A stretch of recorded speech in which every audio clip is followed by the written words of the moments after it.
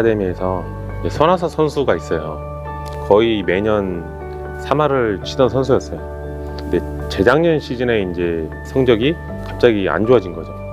저랑 한 달 정도 이제 같이 훈련을 하고 그 다음 시즌에 타격왕이 된 거예요. 그때 이제 선교사님과 처음 이제 교회를 갔어요. 근데 저는 무슨 말인지 하나도 모르겠는 거예요. 성경책을 읽어본 적도 없고, 뭐 요한이라고 나오는데 요한이 한두 명도 아니고 다른 요한이고, 선교사님 말씀이 너무 어렵습니다. 무슨 말을 하는지 저는 도무지 이해를 못 하겠습니다. 이제 그러다가 이제 제가 이제 저희 와이프랑 이제 결혼을 하게 되면서 이제 달라스에 교회를 다니면서 이제 그룹 모임을 하잖아요. 저는 그런 자리도 너무 불편했어요.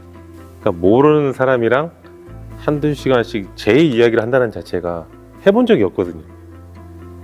근데 이제 한 번 가고 두 번 가고 하다 보니까 이런 사람들은 이 상황에서 이렇게 대처를 하는구나. 거기서 좀 많이 배웠던 것 같아요. 또 제일 중요한 거는 제가 이제 목사님의 이 설교를 잘 모르잖아요. 그러니까 그럼 내가 성경에 대해서 좀 알아야겠다. 그래야 내가 이해가 가겠다 해서 이제 그때부터 이제 성경책을 읽기 시작하게 된 것 같아요. 그렇게 읽다 보니까 내가 지금까지 살아온 삶은 정말 이기적인 삶이었구나. 나만 생각하는 삶이었구나라는 걸 많이 깨닫게 되더라고요. 그래서 아직은 부족하지만 이제 예수님이나 하나님에 대해서 좀 더 많이 알아가려고 이렇게 노력하고 있습니다. 지금 이제 저희 와이프는 저희가 교회에서 만났어요. 제가 이제 피츠버그에서 선수 생활을 할 때 예배를 드리러 가서 그때 이제 딱 처음 와이프를 봤죠. 근데 이제 제가 안 좋은 일이 있고 난 다음에 이제 그 다음 연도에 교회를 간 거니까 제 와이프는 저라는 사람이 대충 누군지는 알고 있었지만 제가 딱 연락을 하니까 인터넷에서 찾아봤을 거 아니에요. 이 사람이 도대체 누군가. 근데 이제 안 좋은 기사들이 이제 계속 나오는 거죠. 그래서 와이프가 처음에 노했다고 하더라고요. 이 사람은 만나면 안 되는 사람이다. 그렇게 이야기를 했다고 하더라고요. 계속 이야기를 했던 것 같아요. 어떻게 사람을 보지도 않고 판단을 할 수 있냐. 그래서 만나보고 판단을 해라 라고 이야기를 해서 이제 처음 이제 만나게 된 자리에서 이제 와이프가 생각했을 때는 생각보다 나쁜 사람이 아니라는 거를 좀 깨달았던 것 같아요. 그러다가 이제 와이프를 이제 만나서 이제 결혼을 하게 됐고, 지금도 저는 와이프한테 이야기를 해요. 내가 지금 계속 야구를 잘했으면 자기를 만날 수 없었을 수도 있다. 왜냐면 내가 교회를 다녔기 때문에 안 좋은 일이 있고 또 회개를 하고 교회를 나왔기 때문에 자기를 만나는 거라서 우리는 하나님이 이어주신 만남이다 라고 이야기를 해요.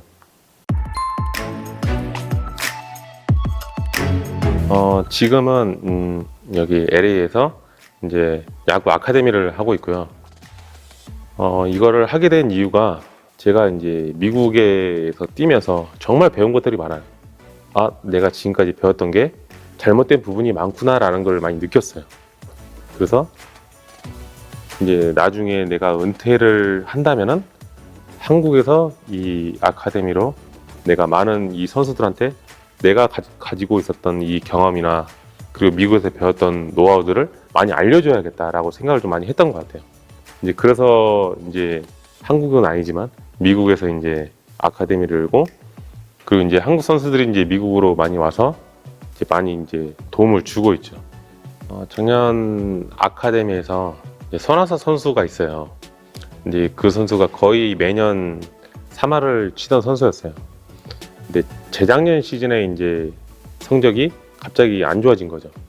뭐 나이가 들어서 성적이 떨어졌다거나 아니면은 뭐 이제 극심한 슬럼프다 이렇게 말들이 많아가지고 저한테 이제 도움을 요청하러 이제 온 거죠. 그래서 이제 저랑 한 달 정도 이제 같이 훈련을 하고 그 다음 시즌에 타격왕이 된 거예요. 근데 그때 저희 이제 그룹 사람들이랑 다 같이 기도를 했어요.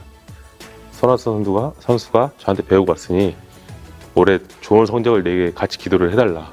근데 그 기도가 어떻게 보면 기도응답이 된 거잖아요. 그래서 올 시즌 손아섭 선수가 다시 또 왔어요. 그래서 제가 손아섭 선수한테 이야기를 해줬어요. 이거는 너만 잘해서 그런 게 아니라 우리 그 사람들이 그만큼 중보기도를 해줬기 때문에 네가 잘 된 거다. 그래서 교회를 나가봐라. 많은 사람들이 기도를 더 해준다면 너는 더 좋은 성적을 낼 수 있다 라고 이야기를 해줬죠. 그래서 저는 많은 사람들이 되게 이 조그만한 것들부터 시작을 하면 좋지 않을까. 예를 들어서 조그만 되게 기도응답 같은 거를 받으면은 더 이 하나님을 영접하기가 쉽지 않을까, 좀 이렇게 생각을 하고 있어요. 좀 행동으로 많이 보여주려고 해요. 그래서 내 행동을 보고 저렇게 안 믿었던 사람이 이렇게 사람이 바뀐다고 라는 거를 많이 보여주고 싶어요. 솔직하게 말씀드릴게요. 야구를 계속 했다면은 분명히 FA로 돈을 많이 벌었겠죠. 근데 저는 지금 그게 하나도 아쉽지가 않아요. 왜냐면 내 마음이 평안해졌잖아요. 하나님을 믿고 나서. 그래서 정말 돈보다는 정말 더 귀하고 값진 걸 저는 얻었기 때문에 그런 부분에서 전혀 아쉽지가 않고, 그리고 지금은 또 야구를 이렇게 하고 싶다는 생각도 많이 안 들어요. 사실 정말 그 힘든 그런 경쟁 속에 살아왔기 때문에 평안한 삶이 먼저지 않나, 그리고 행복한 삶이 먼저지 않나, 좀 이렇게 생각을 많이 들거든요. 이제 많은 사람들도 이게 돈을 많이 쫓아가잖아요. 이 돈보다는 하나님과 동행을 하다 보면은 정말 많은 것들을 더 얻을 수 있다고 생각을 해요. 물론 하나님께서 풀어주시면 부도 얻을 수 있겠죠.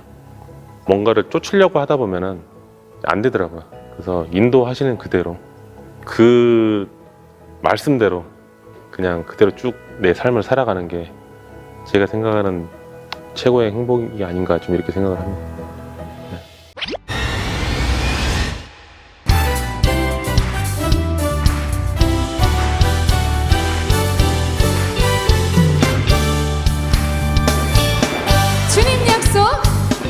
주님 약속하신 말씀 위에서 영원토록 주를 찬송하리라.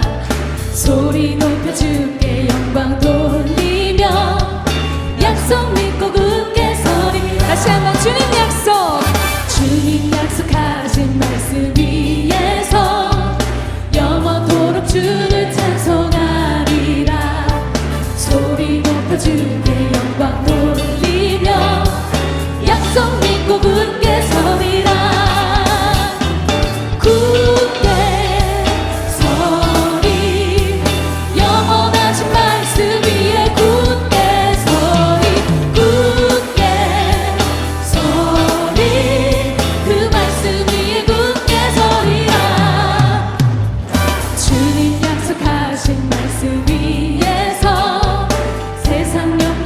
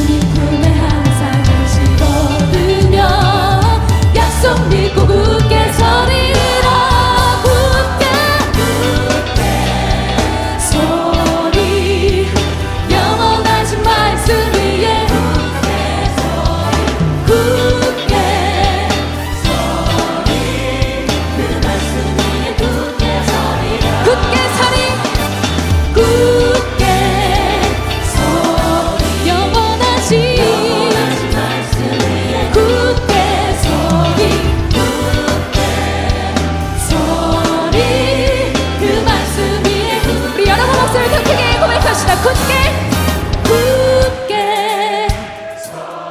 영원하신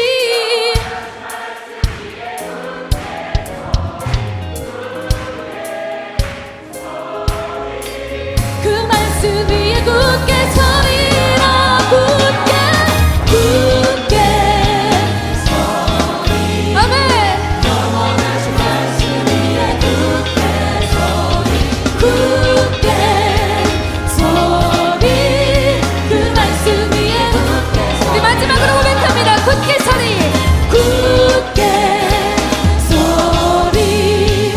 영원하신 말씀 위에 굳게 서리 그 말씀 위에 굳게 서리 그 말씀 위에 그 말씀 위에 그 말씀 위에 그 말씀 위에 굳게 서리라.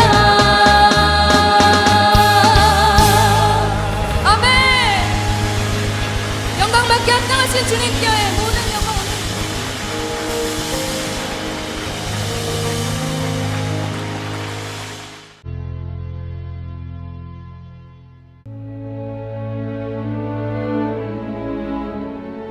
요셉이 바로에게 가서 고하여 이르되 내 아버지와 내 형들과 그들의 양과 소와 모든 소유가 가나안 땅에서 와서 고센 땅에 있나이다. 그의 형들 중 5명을 택하여 바로에게 보이니 바로가 요셉의 형들에게 묻되 너희 생업이 무엇이냐? 종들은 목자이온데 우리와 선조가 다 그러하니이다. 가나안 땅에 기근이 심하여 종들의 양떼를 칠 곳이 없기로 종들이 이곳에 거류하고자 왔사오니 원하건대 종들로 고센 땅에 살게 하소서. 내 아버지와 형들이 내게 왔은즉 애굽 땅이 내 앞에 있으니 땅의 좋은 곳에 내 아버지와 내 형들이 거주하게 하되 그들이 고센 땅에 거주하고 그들 중에 능력 있는 자가 있거든 그들로 내 가축을 관리하게 하라. 요셉이 자기 아버지 야곱을 인도하여 바로 앞에 서게 하니 야곱이 바로에게 축복하며 바로가 야곱에게 묻되 내 나이가 얼마냐? 내 나그네 길의 세월이 130년이니이다. 내 나이가 얼마 못 되니 우리 조상의 나그네 길에 연주에 미치지 못하나 험악한 세월을 보내었나이다.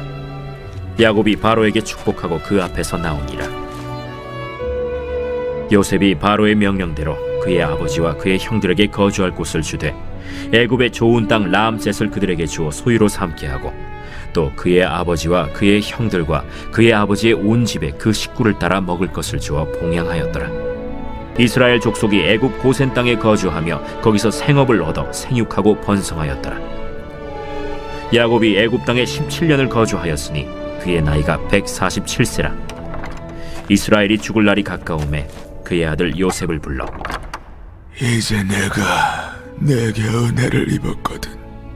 청하노니 내 손을 내 허벅지 아래에 넣고 인애와 성실함으로 내게 행하여 애굽에 나를 장사하지 아니하도록 하라.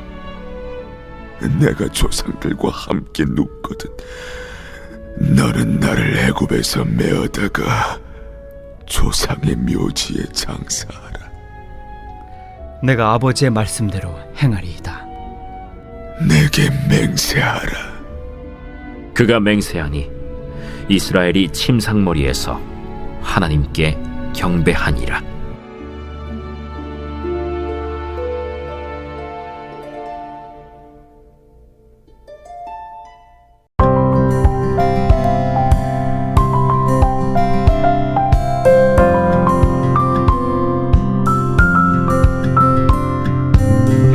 야곱의 생애는 두 가지 말로 설명할 수 있습니다. 첫째는 나의 삶은 나그네의 삶이었다라는 것이죠. 인생은 나그네입니다. 떠돌이고 순례자입니다. 우리는 이 세상에 잠깐 여행하러 왔죠. 이 땅은 영원한 우리의 고향이 아닙니다. 그렇다면 왜 사람들이 허무해할까요? 이 세상을 영원한 것으로 착각하기 때문에 그렇습니다. 둘째, 나의 삶은 험악한 인생이었다라는 것이었습니다. 야곱은 산전수전을 다 겪었죠. 몹쓸 경험을 너무 많이 한 것입니다. 죽음에서 살아난 것입니다. 그러면 나그네였고 험악한 인생을 살았던 야곱에게 남은 것이 무엇일까요? 죽음 앞에서 인생을 정리하면서 야곱에게 남은 것은 하나님의 약속이었습니다. 즉 하나님의 신실하심이었죠. 야곱은 자격이 없지만 하나님은 그를 버리시지 않았습니다.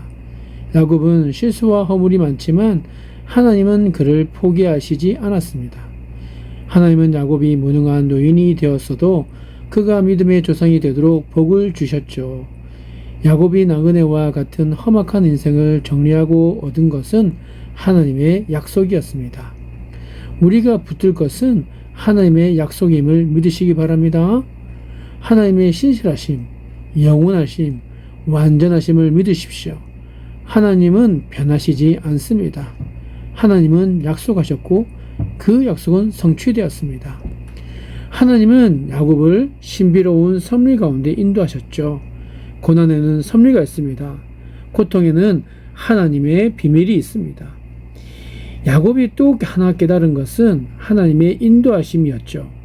야곱의 생애를 보면 하나님의 인도하심이 있습니다. 우리의 생애에도 하나님의 인도하심이 있습니다. 잘 살펴보십시오.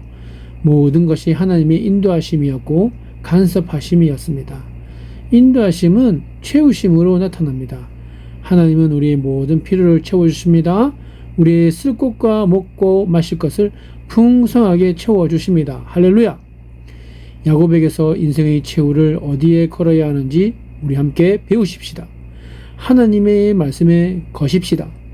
약속의 말씀, 축복의 말씀에 거십시다. 주변 환경에 인생을 걸지 말고 환경이 좋으면 복 받았다고 생각하고 환경이 나쁘면 복을 받지 못했다라고 생각하는 것은 성경적인 생각이 아닙니다. 그것은 세상 사람들이 하는 그런 생각이죠. 결과가 좋든 나쁘든 우리는 하나님의 말씀을 붙잡고 내 인생의 결론을 내려야 하는 것입니다. 그렇다면 야곱이 하나님의 말씀을 붙잡은 줄을 어떻게 알 수 있습니까? 그의 유언을 들어보면 알 수 있습니다. 야곱은 자기가 죽으면 약속의 땅에 묻어달라고 했습니다. 이것은 야곱이 하나님의 약속을 신뢰하고 있다라는 것을 보여주는 대목이죠. 야곱의 유언에서 그가 하나님을 얼마나 신뢰했는지, 하나님의 말씀을 얼마나 가슴에 두고 있었는지를 알 수 있습니다. 야곱에게 남은 것은 아브라함의 하나님, 이삭의 하나님, 그리고 자기 자신의 삶을 인도하신 하나님의 약속이었던 것입니다. 사랑하는 성도 여러분, 오늘 찬송을 통해서 고백한 것처럼 오늘 신실하신 변함이 없으신 그 약속의 말씀 위에 굳게 서는 저와 여러분이 됐을 되길 바랍니다. 인생의 최후를 어디에요? 하나님의 말씀에 거십시다. 그럴 때 하나님께서 신실하게 그리고 영원하시고 완전하심으로 우리를 인도하실 것을, 또 인도하신 하나님의 은혜를 경험하게 될 줄로 믿습니다. 그 하나님의 역사의 주인공이 저와 여러분이 될 수 있게 되기를 우리 주 예수 그리스도의 이름으로 축복드립니다. 기도하겠습니다. 하늘 보좌를 버리고 이 땅에 오셔서 보냄받은 십자가의 길을 묵묵히 걸어가신 우리 주님, 영광스러운 자리, 권력과 명예가 따르는 자리, 이름을 드러내고 영향력을 발휘할 수 있는 자리를 모두 거부하시고 오직 보냄받은 바 종의 자리, 십자가를 지는 그 자리를 묵묵히 걸어가신 우리 주님, 그 주님의 모습을 생각하면 한없이 부끄러워집니다. 보냄받은 일상에서 묵묵히 우리 주 예수 그리스도를 따르며 열매 맺는 삶을 살기보단 주목받고 높아지고 부유해지고 잘 나가기를 구하는 우리의 모습을 불쌍히 여겨 주시옵소서.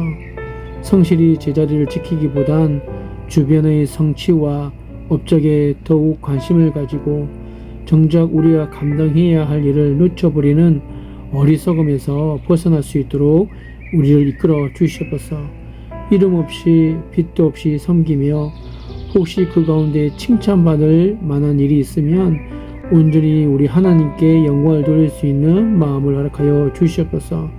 어떻게 하면 열매를 취하고 배부를 수 있을까 염려하기보단 사계절을 묵묵히 버티며 성실하게 열매를 맺는 나무처럼 그렇게 작은 열매라도 맺을 수 있는 삶이 되기 위하여서 애를 쓸 수 있는 저희들이 될 수 있도록 인도하여 주시옵소서.